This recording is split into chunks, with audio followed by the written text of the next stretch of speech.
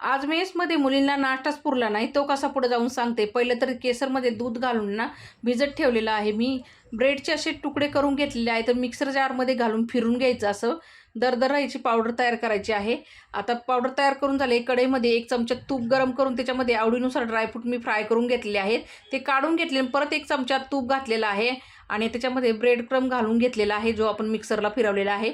मस्त असं मिक्स करून घ्यायचा.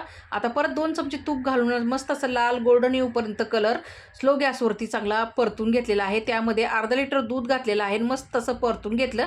आता याच्यामध्ये केसरचं दूध, विलायचीची पूड आणि साखर टाकून मिक्स करून घेतलेलं आहे.